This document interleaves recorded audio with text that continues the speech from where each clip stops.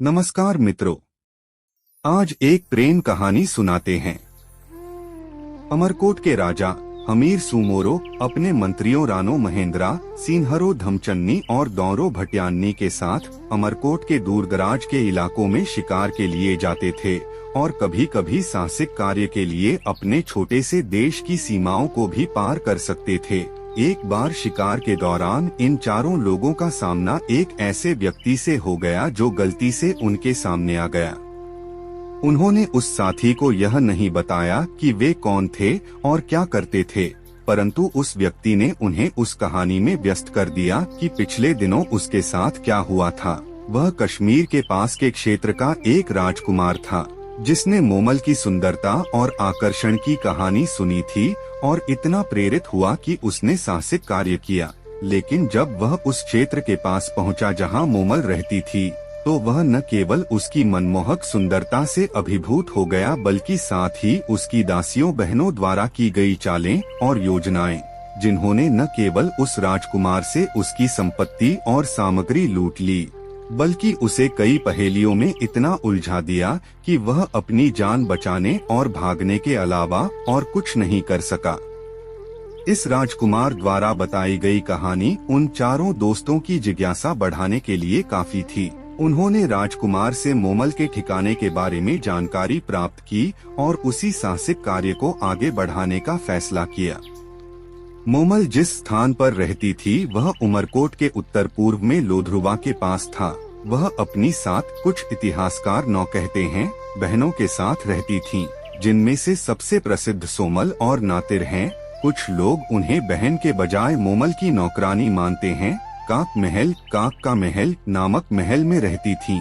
यह एक जादुई महल था जिसमें भूल भुलैया, पहेलियाँ, नकली तालाब, भ्रम और बहुत कुछ था। यह एक किंवदंती थी कि जो कोई भी मोमल का प्रेमी बनना चाहता था उसे कई बाधाओं से गुजरना पड़ता था और जो कोई भी बिना किसी नुकसान के महल तक पहुंचने में सफल हो जाता था उसे संभवतः उसकी पत्नी के रूप में स्वीकार कर लिया जाता था।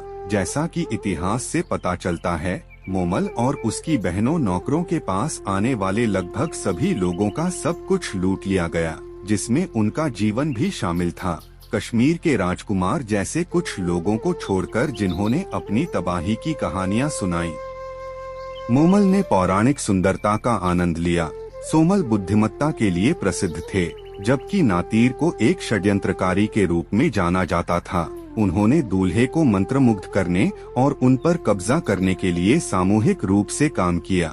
वे अपने चाहने वालों को उनके लिए डिजाइन की गई पहेलियां का आसान काम अनुभव नहीं करने दे सकते थे। जैसा कि किस्मत में था, रानो मेंद्रो, जो प्रसिद्ध रूप से बुद्धिमान और बहादुर थे, महल तक सफलतापूर्वक पहुंचने वाले एकमात्र व्यक्ति थे। पूरी तरह से सुरक्षित मोमल काफी प्रभावित हुई और इसके चलते उसने उसे अपनी पत्नी के रूप में स्वीकार कर लिया। राजा हमीर अन्य दो मंत्रियों के साथ रानो मेंढरो को काक में छोड़कर उमरकोट के लिए रवाना हो गए। रानो और मोमल लंबे समय तक एक दूसरे से मिलते रहे और उनकी प्रेम कहानी को दोनों तरफ से भावनाओं की गहराई मिली। हालांकि राजा हमीर को रानो से ईर्ष्या महसूस हुई कि वह दुनिया की सबसे खूबसूरत महिला को अपने वश में करने में सफल रही, जिसे वह व्यक्तिगत रूप से जानता था। इसलिए उसने रानो पर नजर रखी और उसे मोमल से न मिलने के लिए कहा। रानो को अपने मंत्री होने के नाते अपने राजा मित्र के आदेशों का पालन करना पड़ता था, लेकिन मोमल के प्रति उसकी दीवानगी ने उसे उससे दूर चैन से नहीं रहने दिया। इसलिए आमतौर पर वह काम के बाद शाम को अपने ऊंट पर लुधरुवा के लिए निकल जाता था और अगली सुबह तक उमरकोट लौट आता था। जब भी वह ऐसा करता था, जो वह अक्सर करता था, तो वह चुपचाप जाकर मोमल से मिलने की कोशिश करता था। हालांकि यह काफी लंबी दूरी थी। किसी तरह एक दिन वह पकड़ा गया और राजा ने उसे कैद कर लिया, लेकिन पुरानी दोस्ती की खातिर राजा ने उसे मोमल से दोबारा न मिलने की शर्तों के साथ रिहा कर दिया। लेकिन ऐसा नहीं होना था। उसने वही पीछा जारी रखा। एक बार जब रानो काक तक पहुंचने में असमर्थ थी, तो मोमल ने जुनून और अपने प्रिय के लिए अत्यधिक इंतजार के कारण अपनी बहन सोमल से रानो जैसे कपड़े पहनने के लिए कहा और उसके पास सो गई।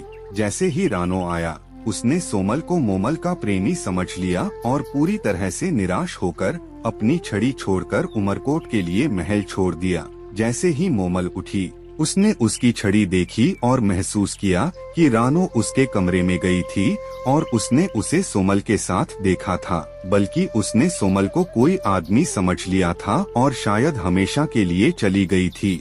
यह उसके लिए बहुत ज्यादा था। मोमल ने उसके लौटने का इंतजार किया, लेकिन कोई फायदा नहीं हुआ। आखिरकार जब दबाव बढ़ने लगा, तो उसने उमरकोट में रानो के लिए बाहर जाने का सहारा लिया। एक पुरुष के वेश में उसने अंततः उसे खोजा और कुछ समय तक उमरकोट में रही।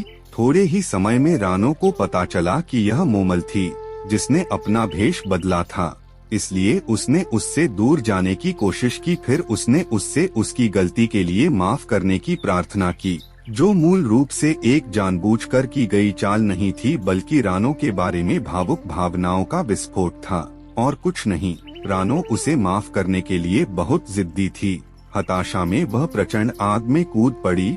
जब यह बात रानो को पता चली, तो वह उसी आग में उसके पीछे हो लिया और उसी में भस्म हो गया। मोमल रानो की कहानी तथ्य और कल्पना दोनों का मिश्रण है। सिंध और राजस्थान प्रांत की सीमाओं के भीतर कहानी से संबंधित स्थानों के नाम वास्तविक हैं। हालांकि जादू, काक, चिंता के विचार की रानो लगभग हर दिन उमरकोट से लोधरुवा तक इतनी तेजी से यात्रा करने में सक्षम कैसे थी, आदि इसे एक किंवदंती बनाते हैं। मोमल रानो की कहानी की तुलना ऑर्फियस की किंवदंती से भी की गई है। ग्रीक मिथक में सायरन, सुंदर लेकिन खतरनाक जीव, अपनी मनमोहक आवाजों संगीत से आसपास के नाविकों को लुभाते थे और उनके जहाजों को अपने द्वीप एंथेमोएसा के चट्टानी तट पर ले जाते थे, नाविकों को लूटते थे और नष्ट कर देते थे। मोमल और उसके नौकरों बहन ने काक महल में भी ऐसा ही किया। ऑर्फियस ही वह व्यक्ति था जिसने अपनी वीणा से उनके संगीत पर विजय प्राप्त की और उनके जहाज को बचाया। रानो ने मोमल और उसकी कंपनी की जादुई दुनिया पर कब्जा कर लिया।